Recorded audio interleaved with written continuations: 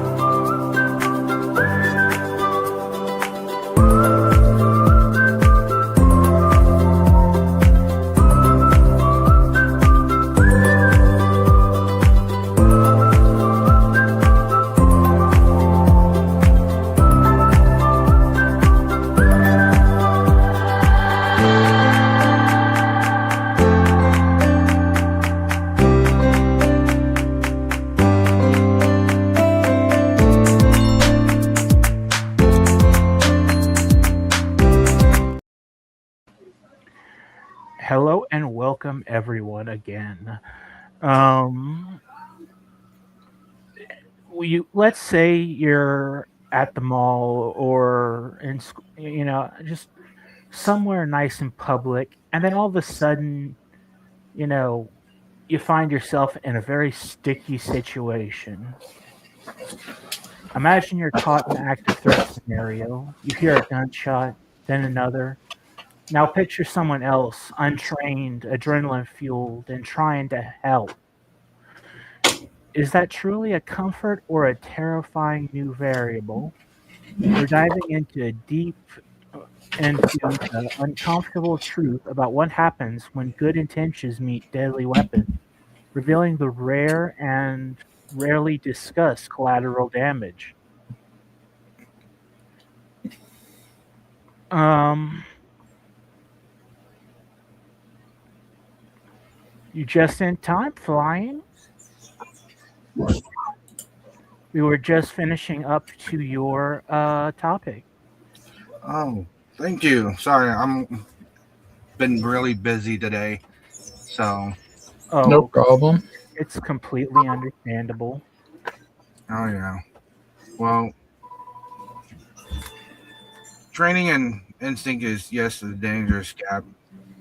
What else do you guys cover before I got in?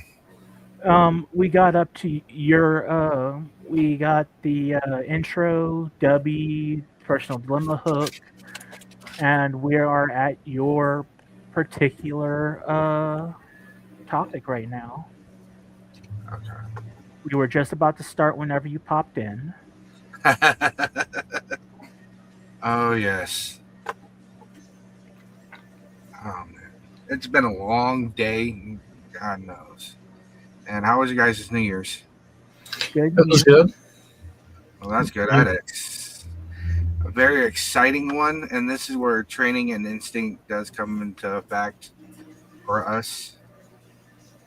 Because New Year's, when all the fireworks were happening, gunshots were going off. So my instinct was to go investigate and go take a look at what's going on. I literally actually had to draw my firearm when I was at work. Mm, Mm.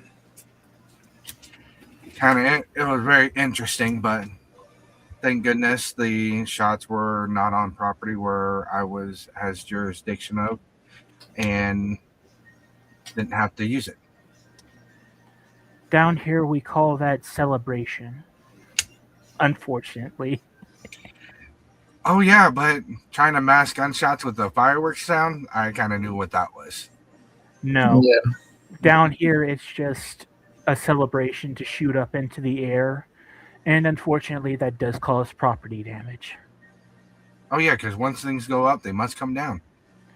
My one of my friends we hang out with last year, 4th of July, ended up getting a bullet through the window on the way down. Went right above him and into his wall. Oh wow.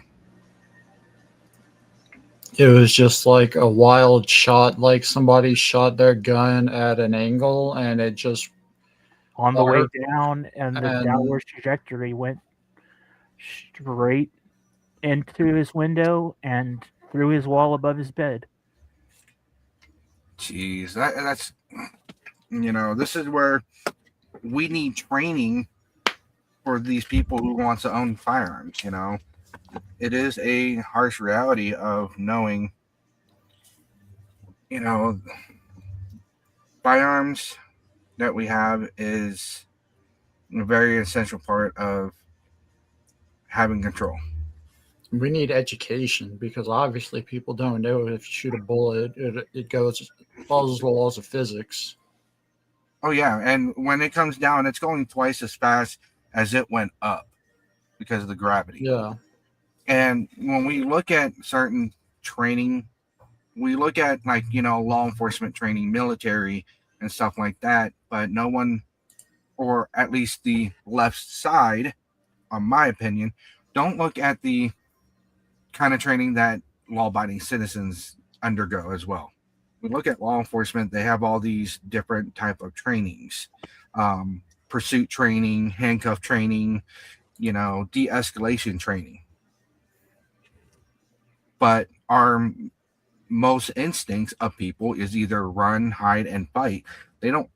When they buy a gun, no one really says, "Oh, I'm going to go get the training now."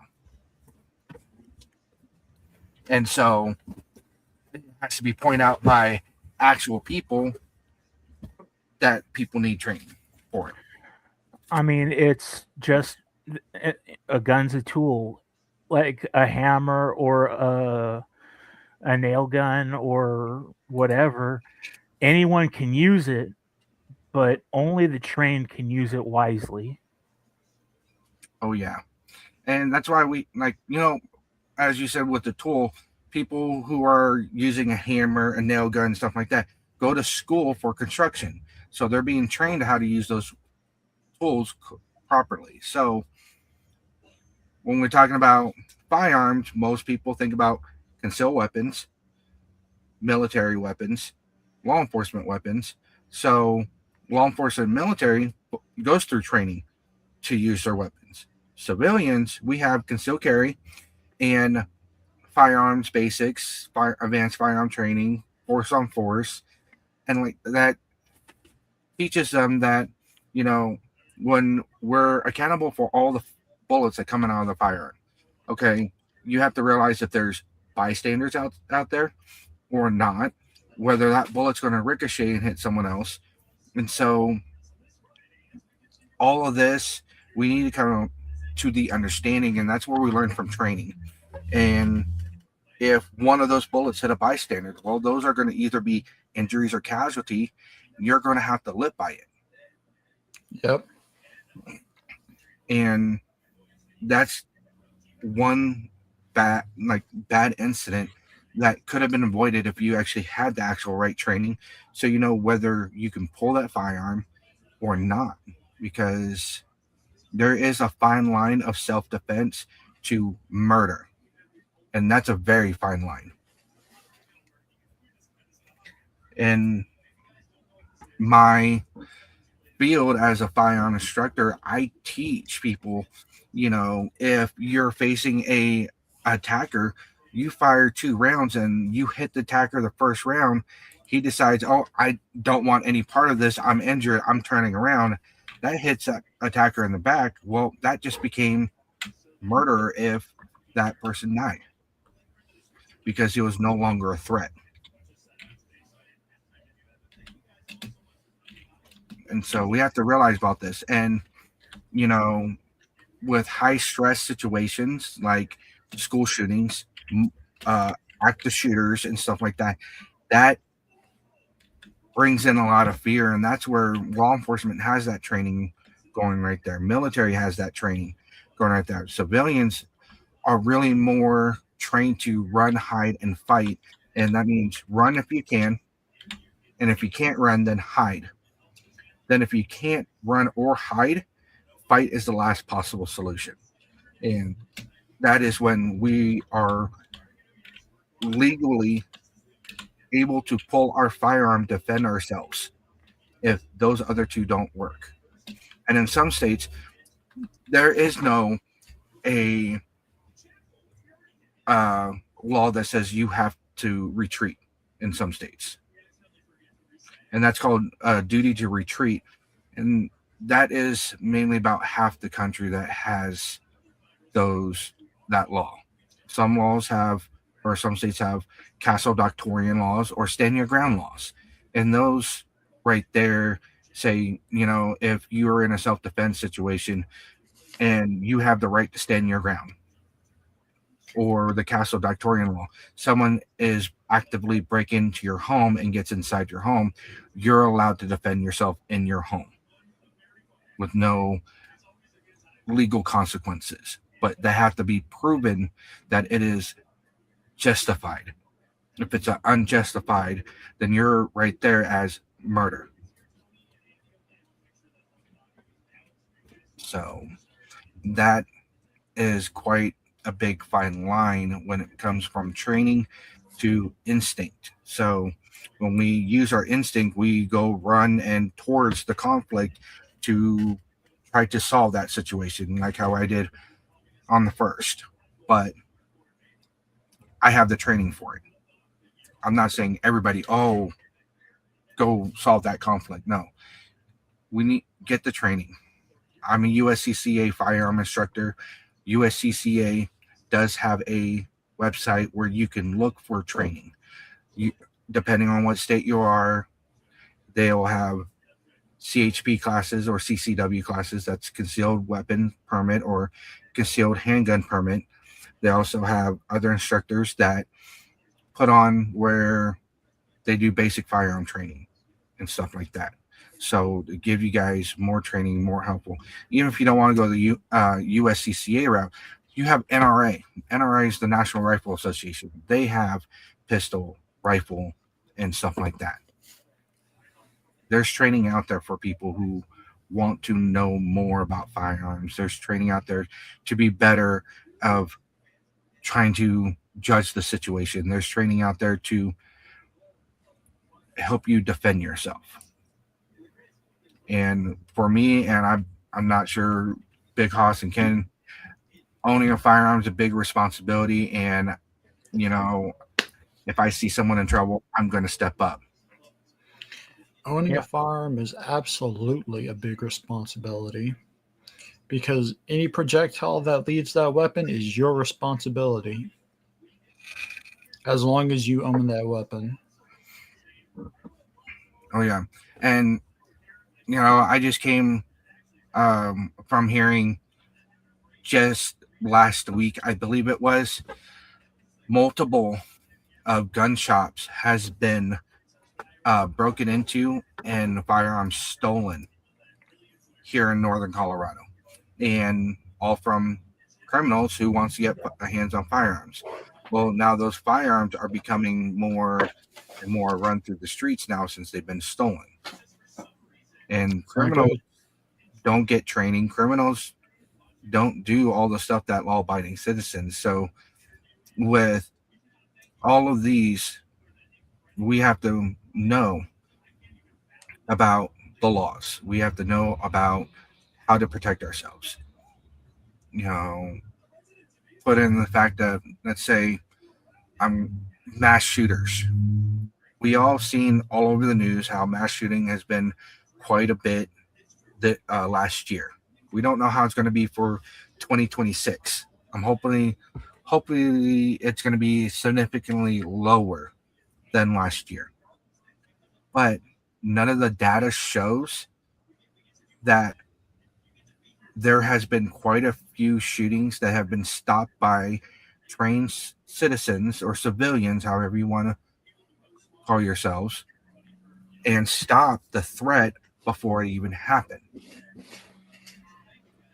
All the data shows is more of the negative side than the positive. There's actually been maybe about, I'm going to guess, 52% more life-saving incidents where people used a firearm for good and saved the issue than there is where the mass shooters has caused a lot of damages and a lot of deaths, a lot of injuries and stuff like that. So when we look at data, we need to realize not all the data is there. And it's a really bad thing. Yeah. So either it's go ahead. As a society, we should be encouraging trained, capable individuals to be on guard, and if they can stop a situation before it happens, to do it. I mean, we want people to live. I mean, we don't want mass shootings to occur. I mean, that's what I get from the media. Unless the media likes these things to happen because it boosts our ratings and stuff like that. But I mean, people have to be like, we don't want to invoke shooting incidents or anything like that, but we want to be able to say, well, this guy stopped a mass shooting. That's a good job. Instead of looking at it in a negative light. Oh yeah, because we all heard the story and all heard the saying, a good guy with a gun stops a bad guy with a gun. And in my reality, that's true. Because there's been a lot of, or at least a couple that I know, that the news showed this good guy with the gun stopped this bad guy with gun, but everybody slandered and belittled this guy, the good guy with the firearm that stopped it. Take a look at the Greenwich Mall shooting, a good example of it. He was a good guy with a firearm, stopped the bad guy with a firearm, and then you had the news saying that he did something wrong. You had the View of all people said that this guy was in the wrong and everything, belittled him, degrade him. And it's why? He stopped and saved hundreds of lives in that mall. And then let's go look at Kyle Rittenhouse trying to protect his family's car dealership from getting vandalized, but he was also helping people. Yeah. During that Black Lives Movement, everybody was attacking him, and he was in fear of his life. These rioters attacking him with skateboards and everything. I think even one pulled a firearm on him, and he defended himself with it. And I bet, to me, how it looked after I watched the court videos, he was so relieved that found not guilty. I don't know if you guys saw that. Oh yeah. Yeah. I mean, quite frankly, he already looked traumatized by the event in the first place because, in all honesty, it's not like you shoot someone and then you forget about it. No, that's going to stay with you the rest of your life. Oh yeah, he has to live with it. But knowing that he defended himself when he was afraid of his life, and that showed. Yeah. And Kyle Rittenhouse was running away multiple times and getting knocked down on the ground before he pulled that trigger. Mm-hmm. I mean, one time he was literally hit in the back with a skateboard while running away to get knocked down before he started shooting. Yeah, so you know, here that's the thing of to me, that's a good guy with a gun. A bad guy with a gun would just start pulling that trigger everywhere he went. Yeah. So people, watching this, get training. Don't follow just straight instinct without training because it's a dangerous gap. Dangerous. And it's a life and death situation. And without being trained to, you don't know what you're going to get yourself into. So I'm going to pass it along to one of the other guys for their topic. Well, first, let's go ahead and hear from our second sponsor, Threads.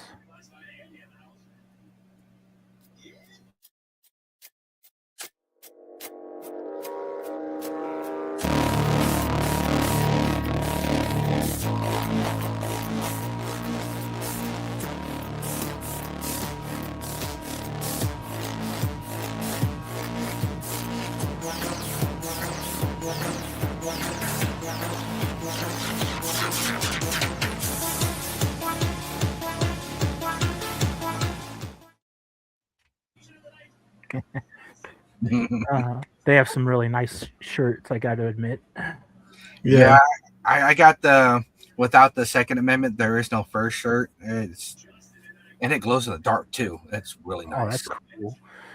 I kind of like the one that's you cannot kill an idea. Oh yeah, Yeah. I believe they got more shirts coming out, and that's on the way. I haven't talked to the owner yet, but I believe he has more coming on the line.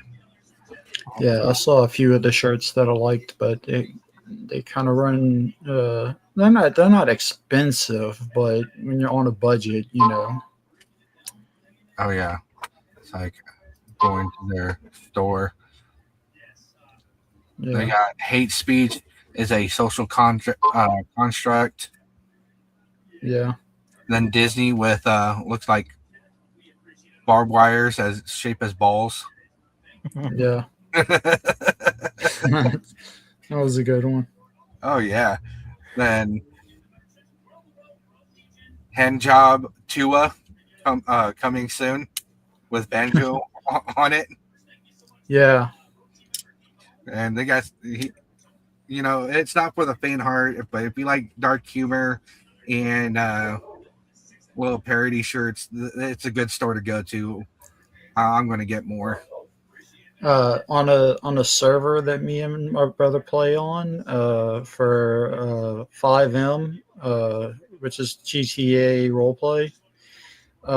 One of the people in the police department wanted his call sign to be Hawk20, Alrighty.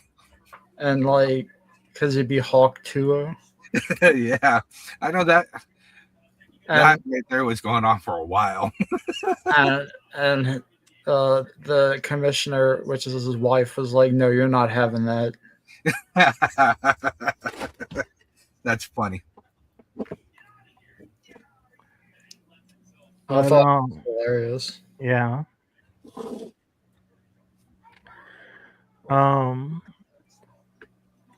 I'm going to be kind of talking about escalation and de-escalation. When is it time to act, and when is it time to stand down?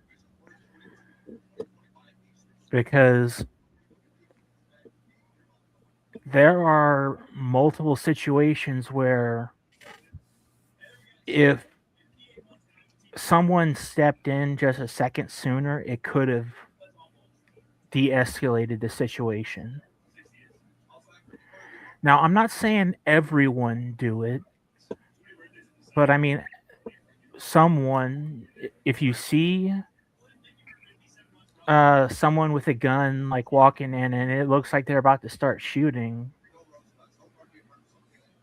at least, you know, attempt to de-escalate the situation before it escalates into something else.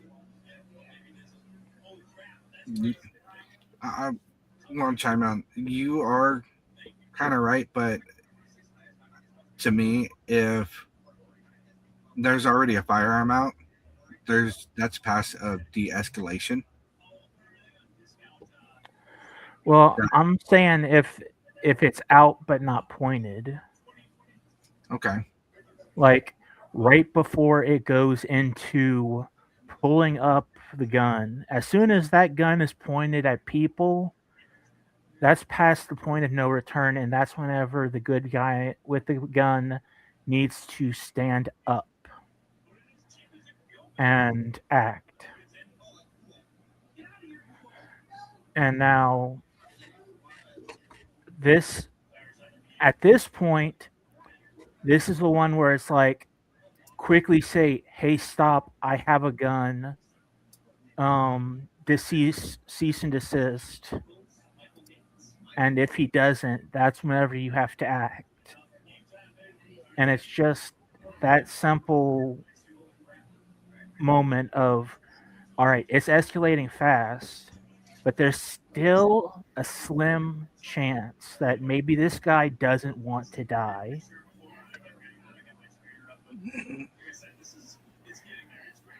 What would be good some de-escalation tips? Well, good de-escalation tips would be, I, as I said before, if it's already past the point of no return, that quick, hey, I have a gun, um, let them know that I'm ready, you're ready to use it. That might at least click something in their head that, okay, I may not want to do this. It's not, I might die. But if the gun is down, if the gun is still down and not pointed at people, and you see someone like going in there like that, go to them and say, "Hey, you all right?" Um, you know, just start trying to talk to him gently while having someone call the police. And that is another thing to do is if you see this, always call the police first. But you could still have that one person be like, all right, call the cops. I'm going to try and stall this guy until they get here. That's a decent de-escalation. It's like try to talk them down. Um, say it's not worth it. Say that they have a life to live.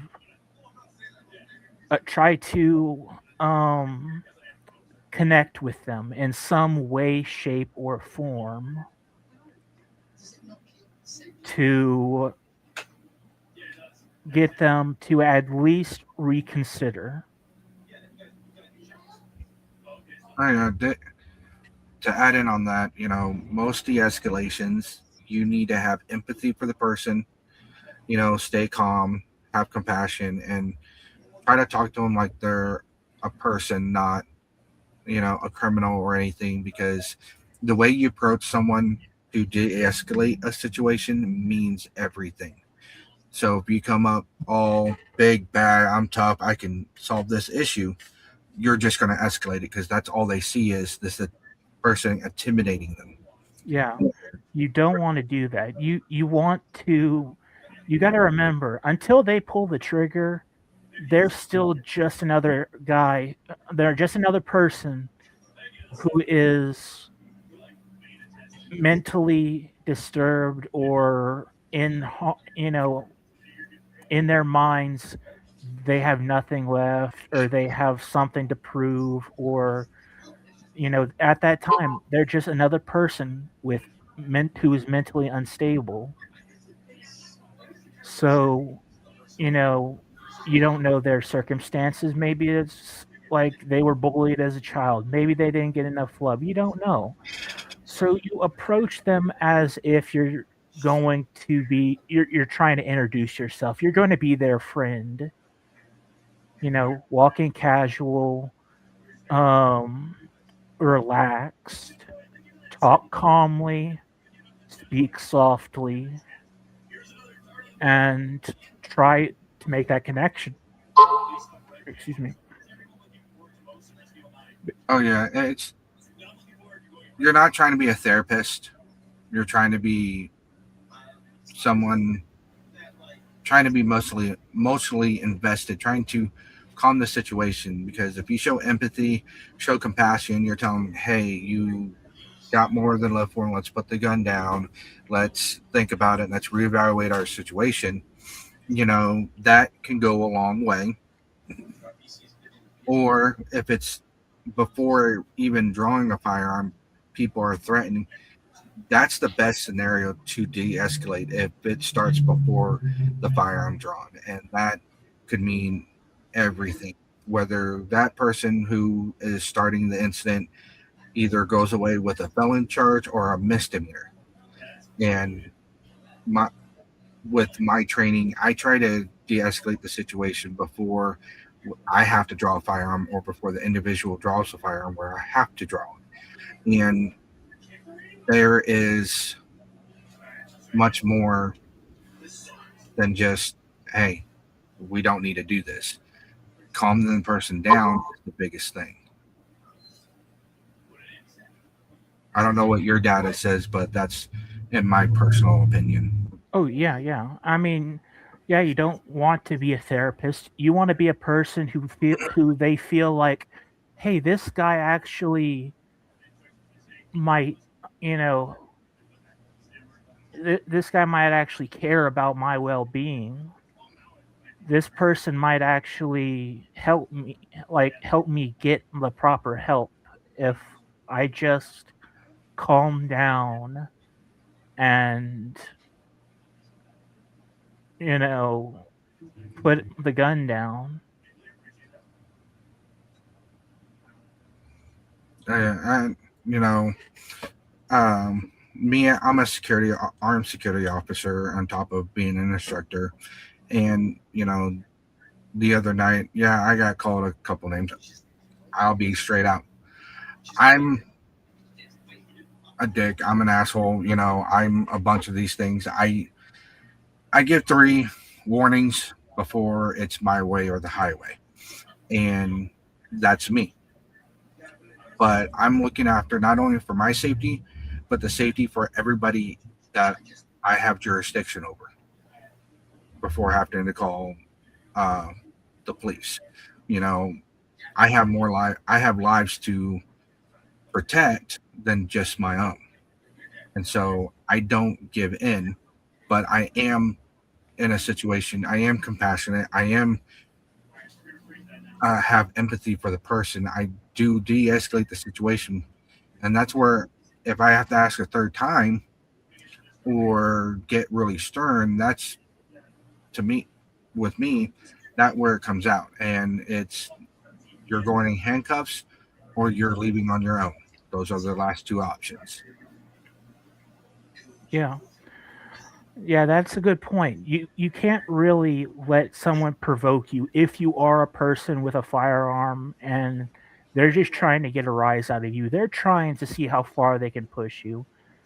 Don't give in to the temptation and just be like, "Hey, you know, bleep you, you know, I want you to effing shoot me and, ruin your life." So that with your de-escalation and escalation parts, like, do you believe the media where it says more guns means more escalated violence? No, not necessarily, because I mean, if they're already if you draw a gun before the other person draws the gun, that would escalate things more, but it's just knowing when is the right time to pull the gun out. Yeah, and with my training that I teach people with concealed carry classes, is that the only time you need to draw your firearm is when you're an immediate threat. That means someone's coming after you, willing to cause harm, and they don't care about calming down. So the only time that they need to know you have a firearm is when you're pulling that trigger. But there is a fine line. That's after the de-escalation didn't work. That's after you give them commands didn't work. It is the last possible option. And you use other means. Let's say they didn't draw a weapon out and they're coming after you to hurt you with their hands. Well, you hit them with pepper spray. That didn't work. You hit them yourself with a legal taser, and that didn't work. And then they draw out a weapon, and they're coming after you. Well, that's when you draw out yours and pull. That's the only time they need to know you have a firearm. But what Big Haas is saying, we need to escalate everything before it gets to that point. And he brings up really good points on that.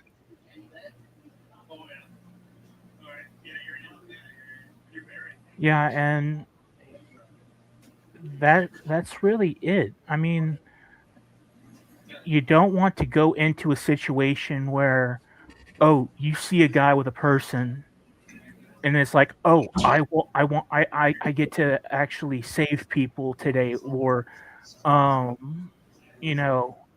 get to be a hero if I shoot this person.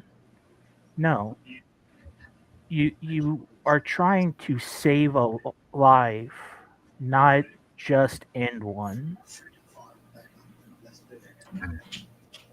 Everybody that's watching, no law-abiding citizen think that they're a hero. No one thinks. I've saved someone's life, and I don't even. I'm a hero. I've been called a hero. I've been called a savior. No, I don't. I don't believe it. I'm just did the right thing. So um, that's all you got, Big Hoss. We'll take a break and pass it down to Cannon. All right.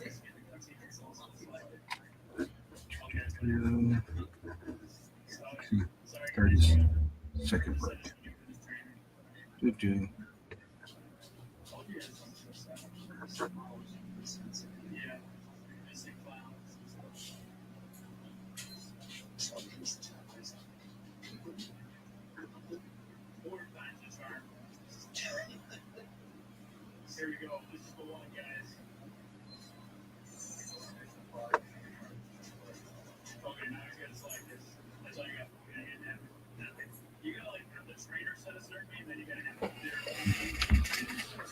All right. So we'll pass it down to Cannon on his topic and keep going. All right. I'm going to talk about it was the morality of the hero with the gun, I believe. The Hollywood fantasy and harsh reality, or versus Right. harsh reality. Right. So it is kind of the morality of it. But, in Hollywood, they make it look like one guy has a gun. He can kill so many people and be the hero. That's not how it works in real life. Okay. You can't take bullets everywhere and keep going. No matter how much adrenaline's pumping, your body will give out eventually. If they shoot you in the head, you will die. And if you have 20 people shooting at you, odds of them getting lucky and hitting you in the head are pretty high. The people in the movie are trained to do what they're doing, and they're getting shot at with blanks. They're not this. That isn't a real combat situation. They may have been in real combat in real life because they might have been in the army at some point, but you know, they aren't at the time, you know, even they'll tell you that they're not those people they are on screen. Even Keanu Reeves playing John Wick, I mean, he can do the stuff with the gun, but whenever he's doing all that stuff with the gun, he's being shot at with blanks. He would probably tell you in real life, I would never do that, you know, because that's putting yourself in unnecessary danger for a real human being. Um, I mean, you even know, if you would be wearing full body armor, which, FYI, almost impossible to get unless you have a lot of money and or you know people who can get it for you. And right? but again, even full body armor, it doesn't always protect the head unless you have like a level 4 face mask, which That's impossible. Yeah, you You know, can get it, but once again, you have to it's have money. yeah, you have to have a ton of money to get it. It's like over $1,000 for a level 4 protective mask. And not only just that, the body armor, there's going to be holes in the body armor, armpits, you know, in between gaps of the armor. Even for yeah. there's gaps. So That's why special forces people go through training to learn how to cover those gaps as best they can, and even then, they still get shot in those gaps, in between plates. You know, all that stuff. That armor can only cover you so much. And also, Um, they don't show you the impact of the bullets in movies. right. When you get shot, your body armor caves in, depending on the caliber. If you're shot with a 22 caliber, you'll. I mean, if you have really good body armor, it might not affect you. But if you get shot with something like a 5.56 round, it's gonna cave in and it might break bones, or it kind of might, it will break bones. it will Yeah. break bones, and or it might cause damage on your organs. Quite Um, Um, frankly, the only reason a 5.56 round wouldn't go through is if you had like way better armor than you think. The yeah, I gotta most put a fact with that. Safe Life Defense has this Hyperline Defense series that is a level 3A plus, and that covers 5.56 rounds. And they're soft plated armor, but even soft plated armor, you're still looking at getting a bruise when getting hit. Uh, it's going to feel like you just got hit by Muhammad Ali whenever or like Mike Tyson just came up and punched you in the stomach. It's you're not going right. like to feel it. you're going to not flinch from it like in the movies where it's just, you know, You oh, see, You're a not little just going to keep walking through it. it's like you see the hero walking down, getting shot right in the chest, just nothing happening, and just continue Yeah, walking. No, or no, it, or you just get a slight like flinch back as the bullet hits them, and it's like, no, it's going to feel like a sledgehammer is coming into your chest if you have a big enough caliber. You get shot with a 50 DE, it's going to feel like a sledgehammer just hit you behind a Mack truck. you be you remember ever as kids learning how to shoot, and you shoot that shotgun for the first time and you get knocked down on your butt. That's what's going to happen. yeah. So like when you see heroes walking down halls and they have this armor on and they just don't stop, that's not true. Whenever you get hit, you're gonna drop to the ground. You're gonna Yeah, be grabbing where you got hit. You're gonna be gasping for breath. You know, it's not gonna be like in the movies, and that's when most people go off of. They say, well, if he can do it, I can do it, and that's not how it works. In video games and movies are fiction.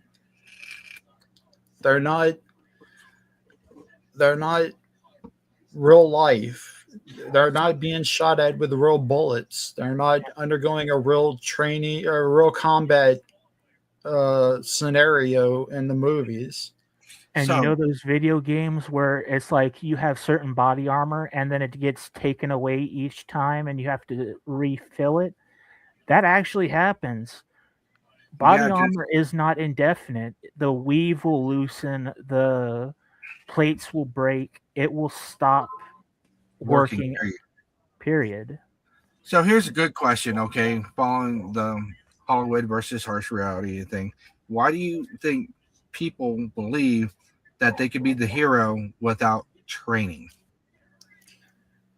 Well, because in video games and movies and Hollywood and all that, they don't always show the hero getting training. They always just say, "Oh, well, he was in the military," or like they'll show an average person just picking up a gun and automatically becoming a killing machine and stuff like that, and automatically becoming like this military trained veteran of 100 combat scenarios and stuff like that. They don't show what happens whenever a real civilian will pick up a gun and get into a firefight that is untrained. I think the best situation of that would have been in the original Red Dawn, Yeah, where you see them, they don't know what the heck they're doing. They just so happen to be able to get the upper hand by knowing their terrain. Yeah, but yeah, and they didn't have experience with assault rifles that they managed to get a hold of, They and actually went out and trained with them while they had them to show, yeah, hey, to put an example of that, how you said untrained and they didn't have no clue. There was an incident with a firearm instructor and a little girl. I don't know if you guys remember this or heard. oh, was it the Uzi incident? Yes, out in Arizona, this instructor put a full clip into a Uzi and let this little girl oh, I shoot it. remember this. And she did not have any control of that firearm, did not know how to control it. And that gun picked and kicked to the left of her, shooting the instructor. And Yeah, that there is result of poor training or no training at all. right. Things can You got to happen. take into account guns have muzzle rise. More than every time a gun fires, the muzzle will go up due to the way the gun is made. And that's called recoil. Yeah. And if you do not have proper control of that recoil, it will go up into the air. And if you are underneath someone who you don't want to shoot, you're going to shoot them. Yeah. They have cases where they have these people shooting the 500 magnums, and after the first shot, guess what happens? The recoil causes their finger to pull the trigger again. It fires again, and it ends up, aiming towards their face, shooting off their head. That's called close calls. That God is actually watching over you for not pulling a third time and then blowing the top of your skull off. Yeah. You bring up a good point with that because I've seen that in a lot of gun fails on YouTube, and you guys can look this up as well too. A lot of people have been covering gun fails. I wouldn't mind doing that myself, but there's other good topics to cover about this. But you see, as Big Hoss said, pull that trigger, that recoil kicks back, either smacking the person right in the face between the eyes, or as they're coming up, pulling again, losing control of the firearm again, and coming close of winning what Brandon Herrera says, a Darwin Award. Oh, yeah. I like those videos, by the way. The Darwin Awards are really good. It really shows you how training is needed no matter who you are. And about all the firearm safety rules that people violate almost on a daily basis and film it. Yeah. I mean, remember the time the sheriff or whatever put the buttstock of his shotgun on the floor and then rested his forearms over the gun and leaned on it? No, I have not seen that one. Yeah, he I did s- that. Eh, Like he was just leaning on it to rest, and the shotgun went off and gave him two new elbows. Jeez. See, It barely missed his head. and that's a trained professional right there. He violated one, he didn't treat the firearm as it was loaded. Two, he didn't want to point it at something he wanted to destroy. So his elbow, he didn't want to destroy that, but he did, you know, and that caused an accidental shooting. And that's where we need to learn. Like, we have firearm safety rules for a reason. Law-abiding citizens follow those rules, and the left wants to say we're nothing but gun-tote idiots. I'm not saying there aren't any out there, but Yeah, I'm with we're you. not all. They're focusing on the ones who do something extremely idiotic. Like Oh yeah, there was one YouTuber who gave his girlfriend his Desert Eagle, and he went behind a cinder block wall so that he could get footage of her shooting the um, cinder block wall with the Desert Eagle, and bad idea. to hit the target that was on the cinder block wall, and she ended up shooting through the cinder block wall and hitting him in the head. See right there, that should have been a common sense not to do it. Place a GoPro right there next to the target, pointing at it and stepping back. You see now in most of these gun YouTuber videos that they have GoPros where the target is at, and you see everybody away from the target, everybody safe. See, that is common sense. I guess common sense is no longer common in the world.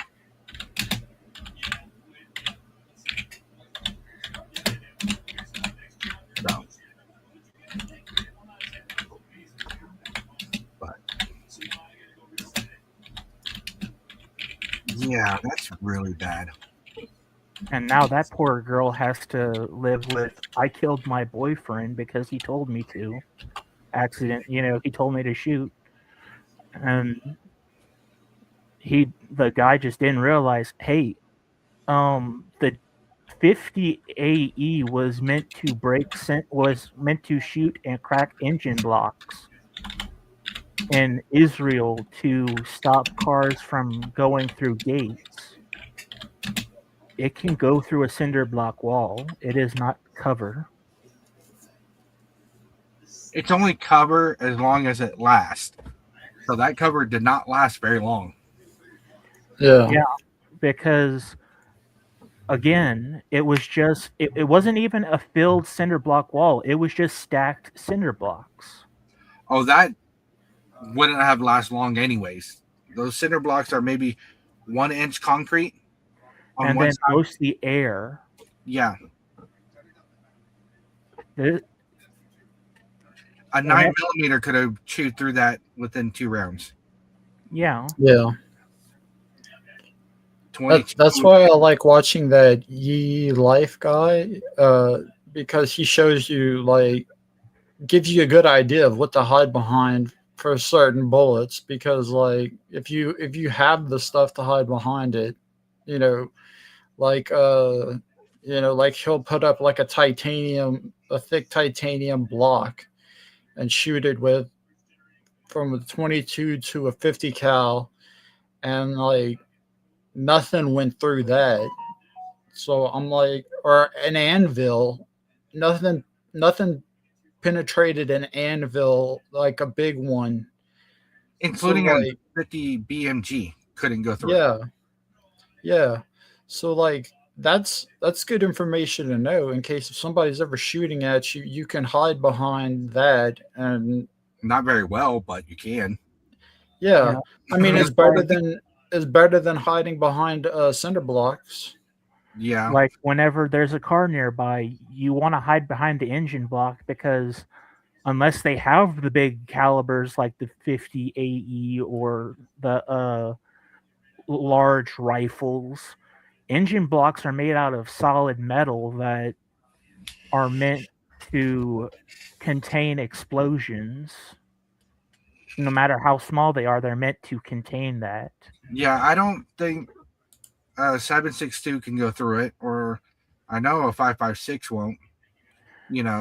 Yeah. So anything higher of 7.62, it running into a risk of penetrating through the engine. I don't think all the way.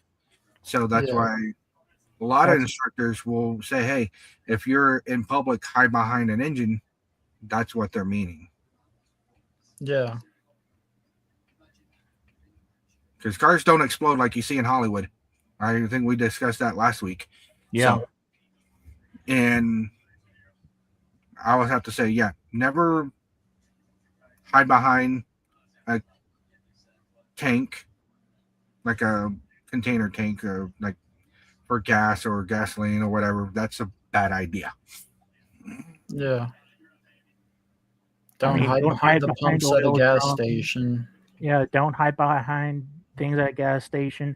Don't hide behind oil drums. Don't hide behind gas barrels or propane tanks. You wanted something that has some mass to it. Oh yeah. Like if you go behind cinder blocks, go behind the properly made ones of buildings and actual like cinder block walls that were professionally made. Oh yeah.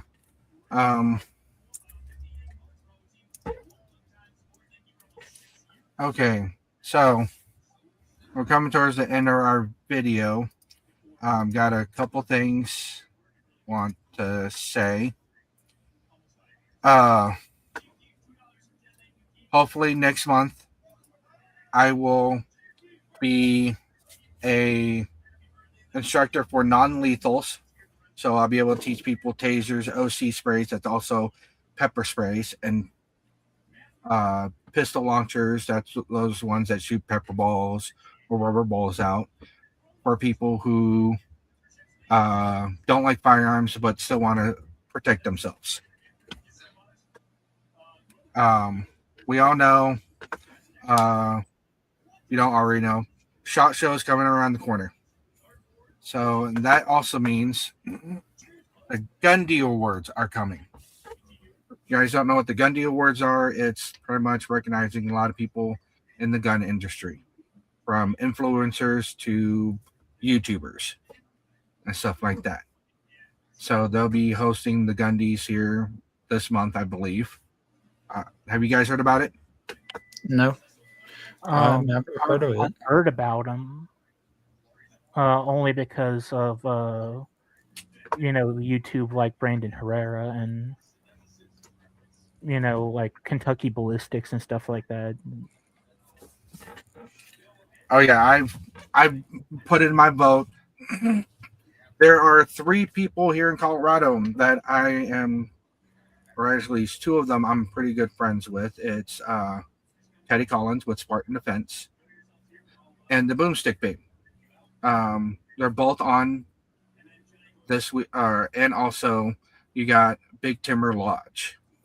There are been chosen, as far as I know, to these awards. So I put in my vote for them. It's going to be January 19th, 2026 is for these Gun Deal Awards. So show your support for your local either gun YouTuber, influencer, and stuff like that. So SHOT Show is also coming around the corner. So USCCA is going to be announcing a few things of one non-lethal instructors, and they're partnering up with Taser for that. So what day is it? Like what day of the week is it on? The Gundies is the 19th, and let me pull up my calendar. I can give you, and that's going to be Martin Luther King birthday Monday. Mm. And SHOT Show is for people who's in the firearms industry, and that is the biggest gun show in the nation. A lot of people should know that. And It's basically a convention where everyone's showing their new products, everyone's showing their content, what they're and stuff like that. Yeah, and that's happening January 20th to 23rd in Las Vegas. And it's only for people who have an FFL or law enforcement. So, but show your support for the Gundies. If you haven't already voted for any of the people on the list, please do so. You can go to thegundies.com for it. So, I'd like to say aloha. Thank you for joining for this week's episode of the podcast of the Gun Talk. And we'll see you guys next week. Yep. Have a good week, everyone.